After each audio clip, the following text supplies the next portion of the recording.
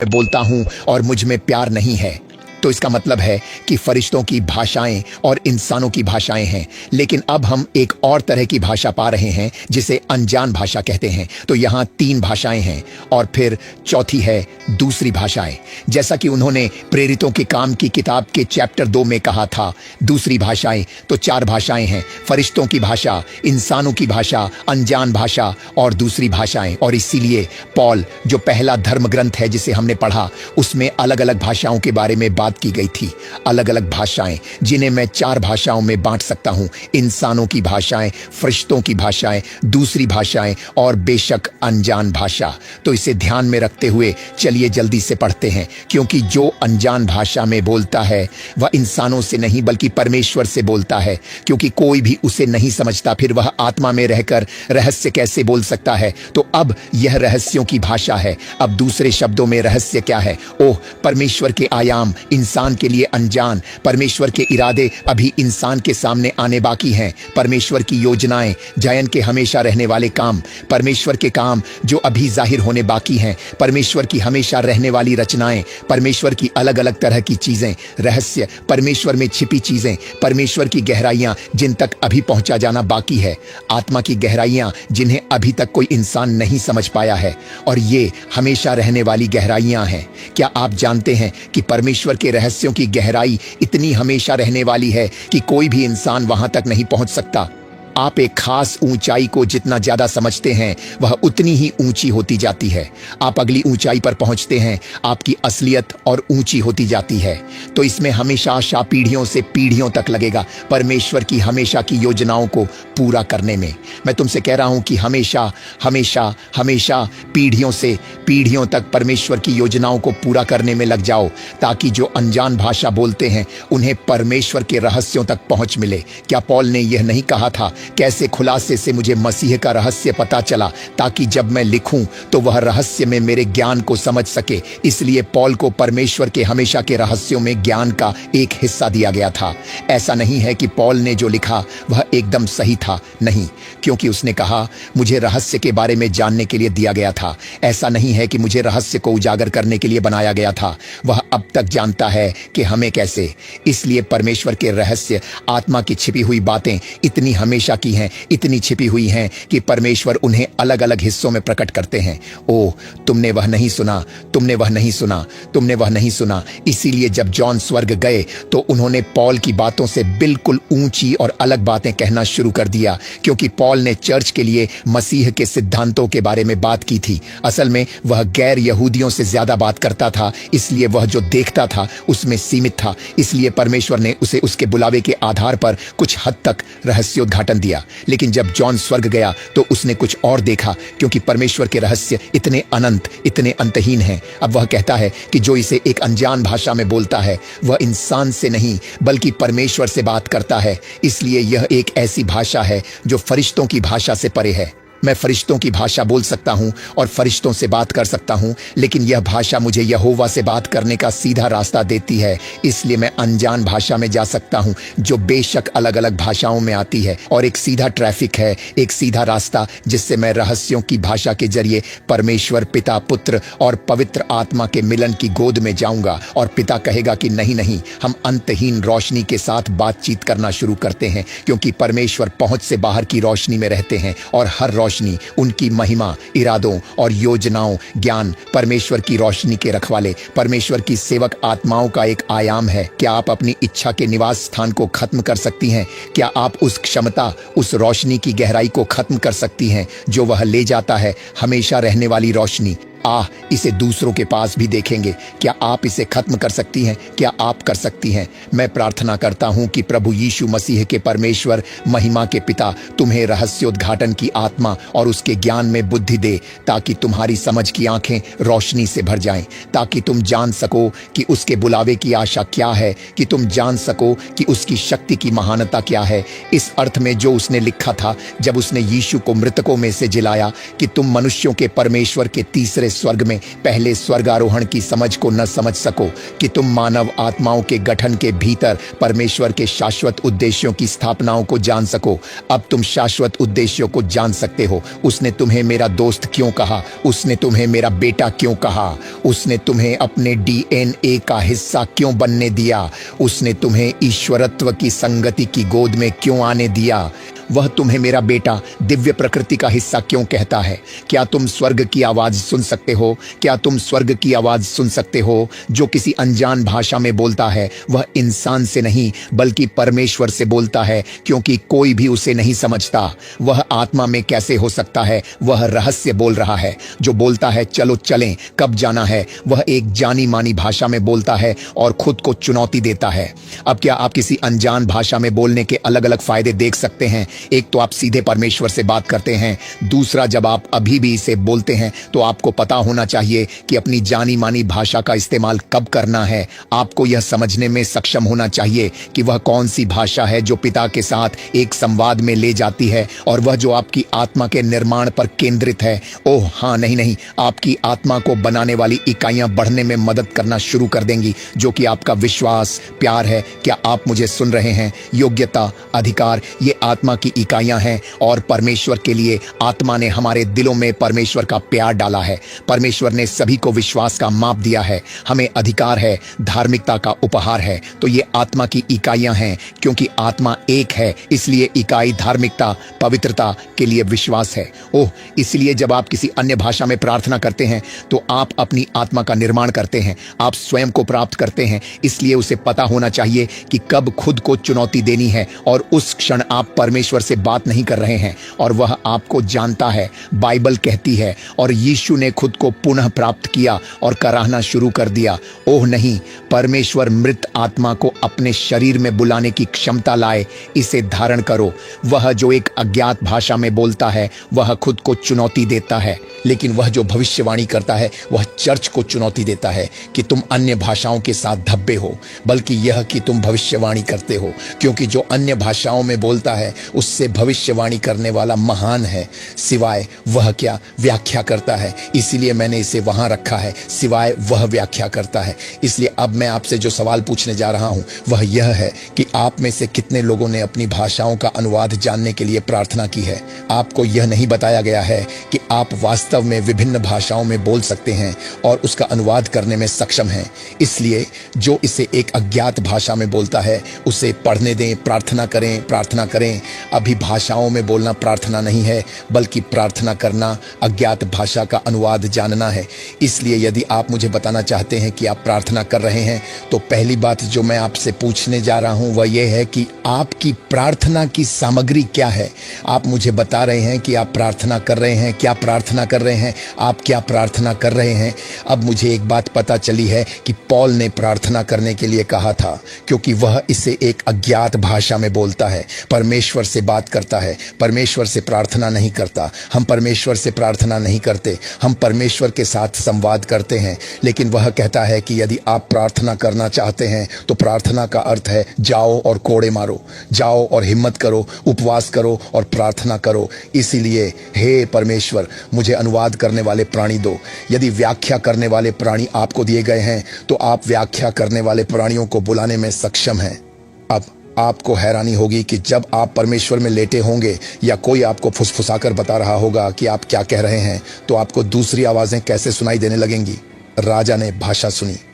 Interpreter कौन था? Daniel. एक आदमी आया, प्रार्थना की, परमेश्वर ने उसे इंटरप्रिटेशन दिया। राजा, आपने जो देखा और सुना वह मैंने था। मैंने, यही मतलब है। आपके राज्य का फैसला हो चुका है और उसे ले लिया गया है, और यह मेदियों और फारसियों को दे दिया जाएगा। वे आपके राज्य पर कब्जा कर लेंगे। बस इतना ही। सर, क्यों? किसी ने उस भाषा का इंटरप्रिटेशन किया जिसे राजा नहीं समझ पाया। वे अपने मकसद में इंटरप्रेटर हैं, क्योंकि अगर मैं किसी अनजान भाषा में प्रार्थना करता हूं तो मेरी आत्मा प्रार्थना करती है, लेकिन मेरी समझ बेकार है। आगे 15। तो फिर क्या है? मैं आत्मा से प्रार्थना करूंगा और समझ से भी प्रार्थना करूंगा। मैं आत्मा से गाऊंगा और समझ से भी गाऊंगा। मैं परमेश्वर का शुक्रिया अदा करता हूं। मैं अपने परमेश्वर का शुक्रिया अदा करता हूं। कोई कहता है क्या मैं तुम सबसे ज्यादा दूसरी भाषाओं में बोलता हूँ? पॉल का राज, उसके ऊपर उठने का राज, वह हमेशा दूसरी भाषाओं के दायरे में था और डायमेंशन को कंट्रोल कर रहा था, दायरे और माहौल को खोल रहा था, और वह जानता था कि वह क्या कह रहा था, क्योंकि उसके लिए यह कहना कि मतलब के लिए प्रार्थना करो, इसका मतलब था कि उसने इसके लिए प्रार्थना की और उसे दिया गया। आमीन। तो पॉल एकदम ऐसे दायरे में रहता था जहां वह समझता था कि वह क्या कर रहा है। अब मैं तुम्हें जल्दी से दिखाता हूं। फिर भी चर्च में मैं अपनी समझ से कम शब्द बोलना पसंद करता था, ताकि अपनी आवाज से मैं दूसरों को भी सिखा सकूं। धत्त तेरे की एक अनजान भाषा में 10,000 शब्द। मेरे काम करने के लिए पॉल ने कहा है कि उसने अपनी पहली बात से ही बैलेंस बना लिया था, और मैंने कहा, जब मैं चर्च में होता हूं जहां आदमी होते हैं तो मैं वही बोलने की कोशिश करता हूं जो वे समझ सकें, लेकिन जब मैं अकेले चर्च के बाहर होता हूं तो मैं तुम सबसे ज्यादा दूसरी भाषाओं में बोलता हूं। क्या तुमने ये देखा है? लेकिन अगर पॉल अब वापस आए तो वह यही बात नहीं कहेगा, क्योंकि यह कोरिन्थ का चर्च नहीं है। हम उठेंगे और परमेश्वर की श्वास की तरंगों के माध्यम से आत्मा के विभिन्न आयामों में प्रवेश करेंगे, ताकि उन आत्माओं को गिरफ्तार कर सकें जो कैंसर जैसी बीमारियों को बढ़ावा देती हैं। हमें उस क्षेत्र में प्रवेश करना होगा जहां से वह आत्मा आती है, और वहां जाकर उसका पृथ्वी में प्रवेश को खत्म करना होगा। जब हम आत्मिक रूप से आगे बढ़ते हैं तो हम नरक के द्वारों के विरुद्ध आगे बढ़ते हैं।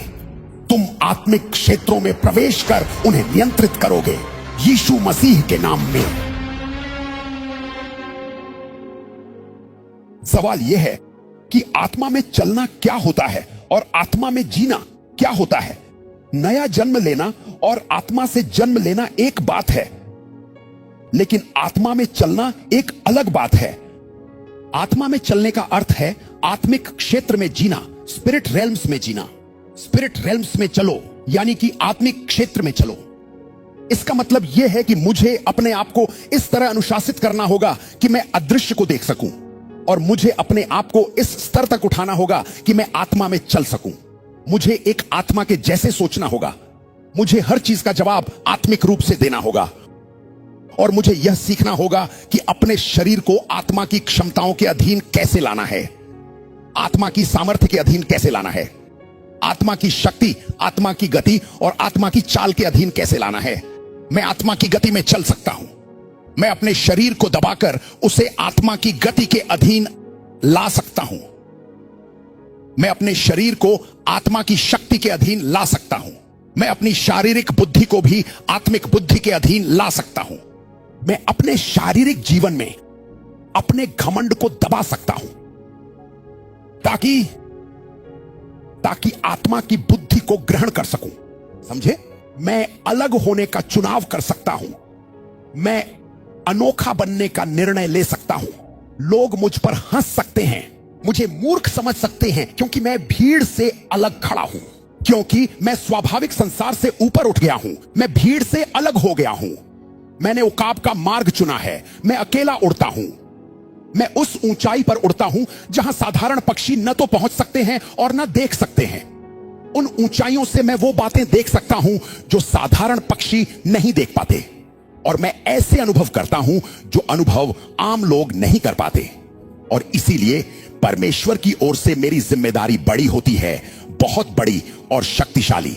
वो जिम्मेदारी दूसरों से कहीं अधिक होती है। पता है क्यों? क्योंकि मैंने साहस किया है अकेले चलने का, क्योंकि मैंने साहस किया है आत्मा में चलने का, क्योंकि आत्मा में बहुत लोग नहीं होते, ज्यादा लोग नहीं होते। इसलिए लिखा है, यदि तुम आत्मा में हो तो आत्मा में चलो। अब सवाल यह है, आत्मा में चलना क्या होता है? पहली बात, आत्मा में चलने का अर्थ है आत्मिक रूप से एक्टिव रहना। आत्मा में चलने का मतलब है आत्मा के कार्यों में जीवित और सक्रिय रहना।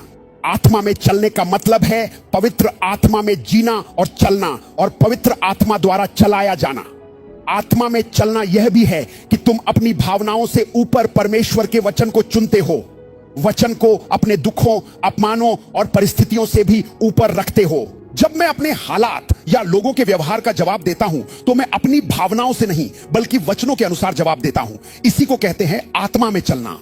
आत्मिक क्षेत्रों में मैं परमेश्वर के वचन के अनुसार शक्तियों और प्रधानताओं को चुनौती देता हूं। जब मैं आत्मिक जगत में सांपों या दुष्ट आत्माओं को देखता हूं तो मैं उन्हें कुचल देता हूं। जब मैं प्राकृतिक सांप को देखता हूं तो मैं सांप पकड़ने वाले को बुलाता हूं, क्योंकि हम प्राकृतिक सांपों से नहीं लड़ रहे हैं। प्राकृतिक सांप तो इस पृथ्वी की इकोसिस्टम का हिस्सा है। वे इस सृष्टि के जीव जंतुओं में से हैं जो इस पृथ्वी पर है।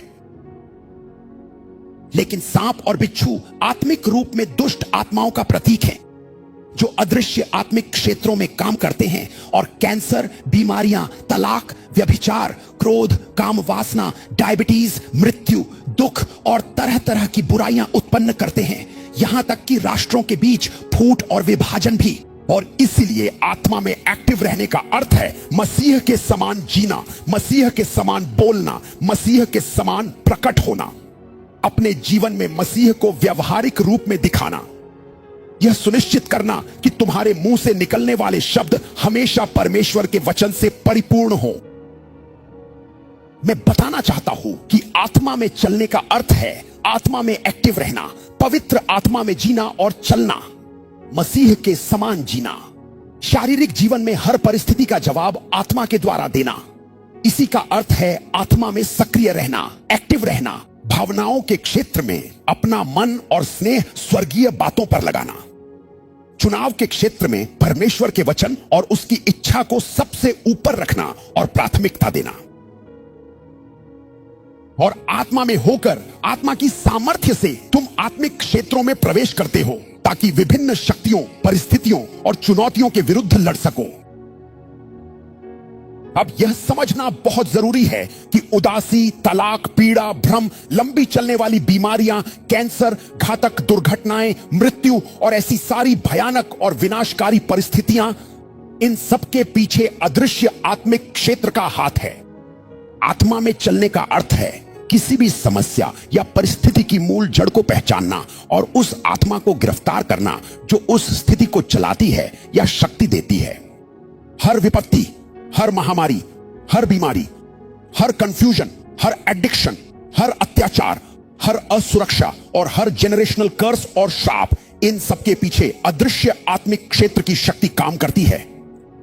इसलिए बाइबल कहती है जो आत्मा में जीते हैं वे आत्मा में चलें भी, क्योंकि जब तुम आत्मा में चलते हो तो तुम्हें दुष्ट आत्माओं पर अधिकार मिलता है, उन आत्मिक क्षेत्रों पर अधिकार मिलता है जो पृथ्वी पर होने वाले विनाशकारी कार्यों को अंजाम देती हैं। ये न भूले कि बाइबल में कुरिन्थियों की पुस्तक में लिखा है आत्मा का प्रकाश हर व्यक्ति को लाभ के लिए दिया गया है। इसका क्या अर्थ है? इसका अर्थ है जब कोई आत्मा प्रकट होती है तो वह अपनी पहचान और अपनी सामर्थ्य को दृश्य रूप में दिखाती है। उदाहरण के लिए, जब बिच्छू की आत्मा किसी मनुष्य पर प्रकट होती है तो वह व्यक्ति गंभीर और लगातार चलने वाली बीमारियों से ग्रस्त होने लगता है। देखिए, सांप भी एक आत्मा है, बिच्छू भी एक आत्मा है, और इनके पीछे काम करने वाली आत्माएं ही कैंसर, डायबिटीज, HIV, लंबी चलने वाली बीमारियां, हड्डियों और गुर्दों का क्षय और अकाल बुढ़ापा जैसी स्थितियों को जन्म देती है।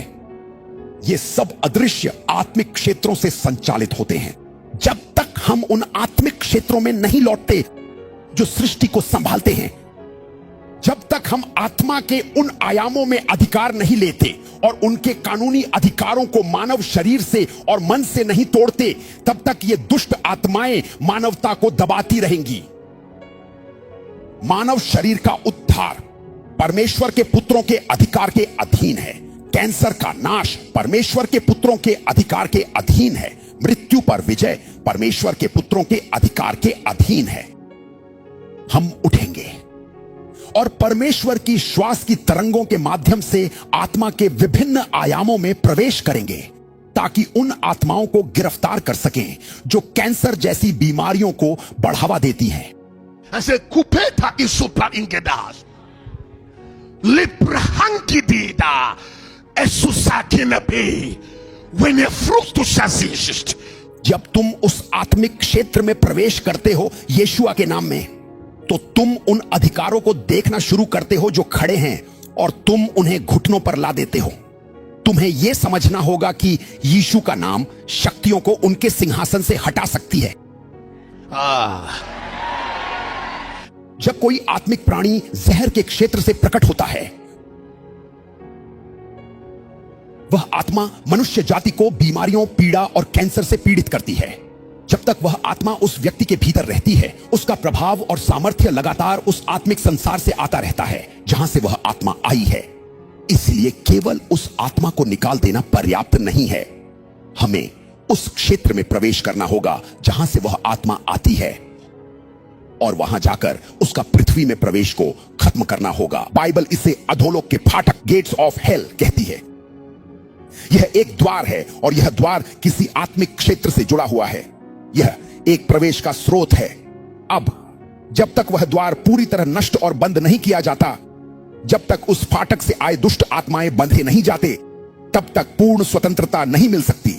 नरक के द्वार से आई आत्मा को बांधना एक बात है, पर स्वयं नरक के द्वार का सामना करना दूसरी बात है। पर उस आयाम में प्रवेश करके वहां की सत्ताओं का सामना करके और विजय की ट्रॉफी लेकर लौटना,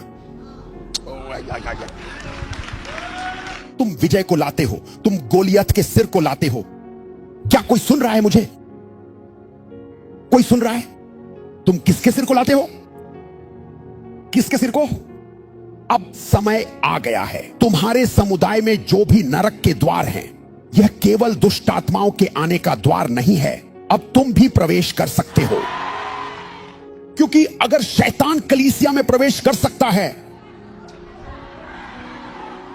अगर शैतान स्वयं को ज्योति का दूत बनाकर परमेश्वर के लोगों तक पहुंच सकता है, तो सर मेरे पास है परमेश्वर का हथियार, जिससे मैं प्रधानताओं के आत्मिक क्षेत्र में प्रवेश कर सकता हूं। मेरे पास यीशु का नाम है, मेरे पास यीशु का लहू है, जिससे मैं नरक के द्वारों में प्रवेश कर सकता हूं और शैतान को उसके क्षेत्रीय अधिकारों और आयामों से, उसके सिंहासन से नीचे गिरा सकता हूं। अपने हाथ उठाओ और कहो, यीशु के नाम में मैं सामर्थ्य रिसीव करता हूं, मैं क्षमता रिसीव करता हूं नरक के द्वारों में प्रवेश करने की और अंधकार की शक्तियों को सिंहासन से नीचे गिराने की क्षमता मैं रिसीव करता हूं। सवाल यह है कि वो कौन सी आत्मा है, वो कौन सी आत्मिक क्षेत्र है जो डिप्रेशन को बनाए रखती है? कौन सी आत्मिक क्षेत्र है जो डिप्रेशन पर नियंत्रण रखती है? कौन सी आत्मिक क्षेत्र है जो तलाक पर नियंत्रण रखती है? कौन सा आत्मिक क्षेत्र विभाजन, क्रोध, कैंसर, लंबी चलने वाली बीमारियां, भयानक दुर्घटनाएं और मृत्यु के पीछे कार्य करता है? ये सब आत्माएं हैं जो नरक के द्वारों से छोड़ी गई हैं, और वे द्वार अभी भी खुले हैं। सो शैतान इन्हीं खुले द्वारों के जरिए अपनी शक्ति और अपनी ऊर्जा भेजता है, ताकि ये आत्माएं अपने दुष्ट कार्यों को अंजाम देती रहे। आत्माएं आत्मिक क्षेत्रों से जुड़ी होती है। वह अपनी शक्ति और सामर्थ्य उन्हीं क्षेत्रों से प्राप्त करती है जहां से उसे भेजा गया है। इसलिए अगर तुम्हें किसी दुष्ट आत्मा के कामों को नष्ट करना है, तो सबसे आसान तरीका यह है, उसे उसके कनेक्शन से काट दो जो आत्मिक क्षेत्र से जुड़ी है।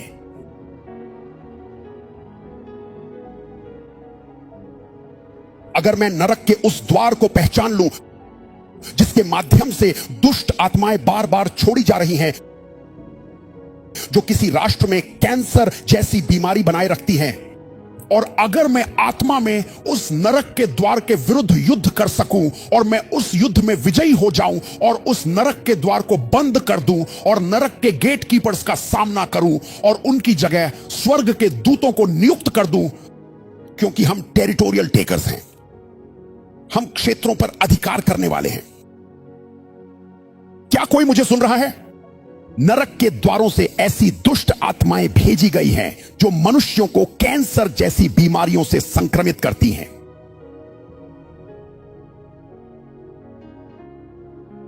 जब तक हम नरक के द्वारों के विरुद्ध युद्ध नहीं करते, वे काम करती रहेंगी। यीशु ने कहा, मैं अपनी कलीसिया बनाऊंगा। इसका अर्थ है जब हम आत्मा में बढ़ते हैं तो हम नरक के द्वारों के विरुद्ध बढ़ते हैं। जब हम आत्मिक रूप से आगे बढ़ते हैं तो हम नरक के द्वारों के विरुद्ध आगे बढ़ते हैं।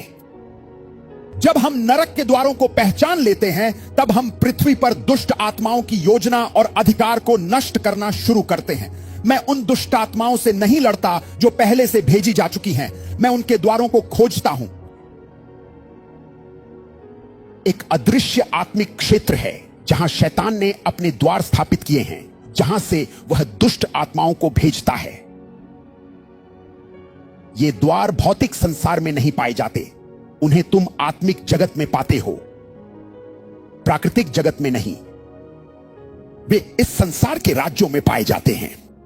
बाइबल इसे इस संसार के राज्य कहती है। ये संसार के राज्य प्राकृतिक जगत में नहीं पाए जाते, बल्कि अदृश्य आत्मिक जगत में पाए जाते हैं। ये संसार के राज्य उन स्थानों में पाए जाते हैं जो कोई उसे अपनी शारीरिक आंखों से नहीं देख सकता। याद करो, शैतान ने यीशु को ऊंचाई पर ले जाकर इस संसार के राज्यों को दिखाया। वास्तव में वो उन्हीं द्वारों को और स्थानों को दिखा रहा था जहां से वह मानवता पर अपने हमले शुरू करता है। शैतान यह ठान सकता है कि किसी पूरे परिवार में कैंसर फैला दिया जाए, उसे बस उस परिवार के हर सदस्य के प्राण को अपने प्रभाव में ले लेना होता है और उनके भीतर कुछ इंजेक्ट करना होता है। तुम कहते हो, मैंने एक सपना देखा। कभी कभी सपने में यौन संबंध भी एक आत्मिक आक्रमण का तरीका हो सकता है। तुम सोचते हो कि तुम किसी इंसान के साथ हो, पर वास्तव में वह एक दुष्ट आत्मा होती है जो तुम्हारे शरीर में दुष्ट पदार्थ डाल रही होती है, जैसे कि एक कैंसर की कोशिकाएं डाल रही होती है। तुम सोचते हो कि तुम किसी इंसान के साथ हो, पर नहीं। दुष्ट आत्माएं यौन संबंध नहीं बना सकती। वह तो तुम्हारे शरीर में कुछ दुष्ट पदार्थ डालने का एक तरीका होता है। तुम्हें यह समझना होगा कि तुम्हारा जो प्राण है वो शरीर के लिए एक द्वार है, और तुम्हारी आत्मा तुम्हारे प्राण के लिए एक द्वार है। तुम्हारी आत्मा तुम्हारे प्राण में प्रवेश करने का एक द्वार है। इसलिए जब तुम्हारा प्राण आत्मिक जगत में कैप्चर की जाती है, तो शत्रु तुम्हारे प्राण के माध्यम से तुम्हारे शरीर में कुछ दुष्ट पदार्थ डाल सकता है। इसी कारण तुम्हें अपने प्राण के क्षेत्र की रक्षा करनी चाहिए। अपने सपनों की क्षेत्रों में मजबूत रहो, अपनी कल्पनाओं के क्षेत्रों में मजबूत रहो, क्योंकि ये आत्माओं के लिए एक द्वार है। इन द्वारों के माध्यम से परिस्थितियां को डाला जा सकता है, मुसीबतें डाली जा सकती हैं और परिवार नष्ट किए जा सकते हैं। ऐसी कलीसियाओं से निकल जाओ जो आत्मिक बातों को नहीं समझती, जो केवल शब्दों का ज्ञान सिखाते हैं। अपने हाथ उठाओ, तुम्हारा उन्नति का समय आ गया है। एक बात है जो हर विश्वासी को समझनी चाहिए, पृथ्वी पर जो कुछ भी चलता है उसके पीछे एक आत्मा है। हर स्थिति के पीछे कोई ना कोई आत्मा होती है जो उसे संचालित करती है। हर पीड़ा के पीछे एक आत्मा होती है जो उसे चलाती है। हर आनंद के पीछे एक आत्मा होती है जो उसे चलाती है। हर समृद्धि के पीछे एक आत्मा होती है जो उसे टिकाए रखती है। हर शारीरिक सफलता के पीछे एक अदृश्य जगत होती है जो उसे शक्ति देती है। बाइबल कहती है, कोई भी तब तक कुछ प्राप्त नहीं कर सकता जब तक उसे स्वर्ग से न दिया जाए। बाइबल कहती है, हमारी सहायता कहां से आती है? हमारी सहायता यहोवा से आती है। हमारी सहायता स्वर्ग से आती है। जागो, तुम्हें तब तक कुछ भी नहीं मिलता जब तक तुम्हें न दिया जाए। या तो शैतान तुम्हें देता है तुम्हारे प्राण के बदले, या तो व्यभिचार के द्वारा मिलती है, या फिर पवित्रता के द्वारा, या तो तुम इसे अपने परिश्रम से प्राप्त करते हो या किसी और मार्ग से। तुम्हें यह जानना होगा कि प्राकृतिक क्षेत्र में तुम्हें जो मिलता है उसके लिए भी आत्मिक सिद्धांत होते हैं।